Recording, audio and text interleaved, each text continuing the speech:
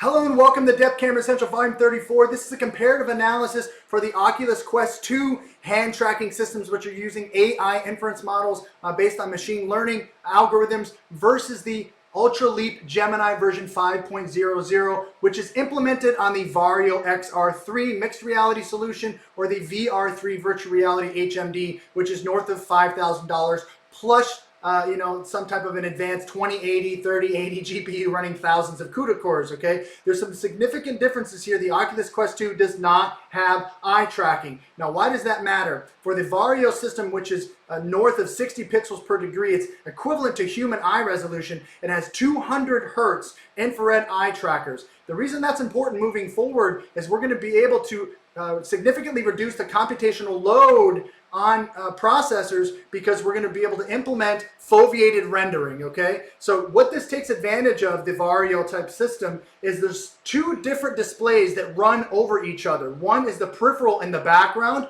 a lower resolution, very similar to human eye resolution, and then it has a high foveated display right in the middle, which is where it depends on where your eye is looking, that is going to render only that one spot. Now, when you're looking at computational systems, the reason this is so transformative is because now we render the entire screen at the same time. So when we have portable-based systems like this Oculus Quest 2 based on the Qualcomm XR2, it drains much more of the battery system than would normally be, exposed if you were only rendering a very small portion of the screen versus 150 degrees field of view, 120 degrees field of view, whatever you have in your HMD, okay? But that doesn't mean that the Oculus Quest is nothing short of extraordinary, because it is. At $399, $499 for the 128 gigabyte version, you have an advanced spatial computer, in my opinion, that competes or compares with the HoloLens 2 hand tracking system or the UltraLeap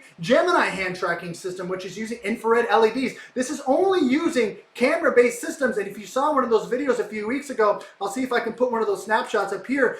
Facebook or Oculus R&D up in Redmond was using 164 different cameras at different angles, which is essentially 70, 80 different pairs of stereoscopic eyes to feed this into their AI inference model. And this is how they're able to iterate and transform and improve all of these hand tracking models. I don't believe that controllers are the future of virtual reality. I just simply do not. With all the biometric feedback systems, the emotive face tracking systems, the eye tracking systems, the hand tracking systems, and in the future Tesla suits with biofeedback systems for haptic feedback.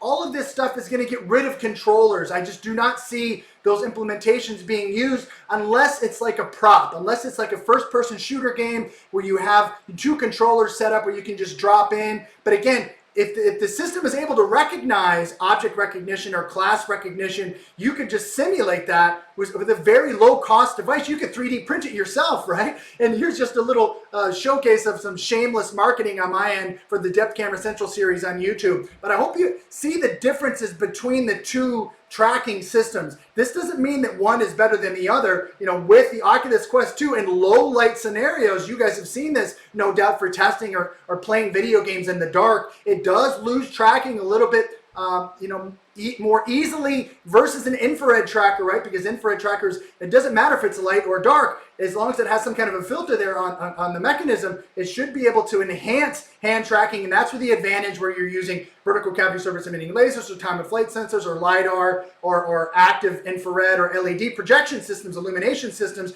You can develop a system that does not have those limitations based on ambient lighting, and that is where the Oculus Quest 2 does struggle a little bit, but I see them, again, using AI inference models to improve this exponentially across the board. And as you can see here, just jumping into YouTube and watching videos in virtual reality and seeing your hands. Now imagine in the future, this is a volumetric system where you can just reach out and grab stuff and then pull it in to your environment.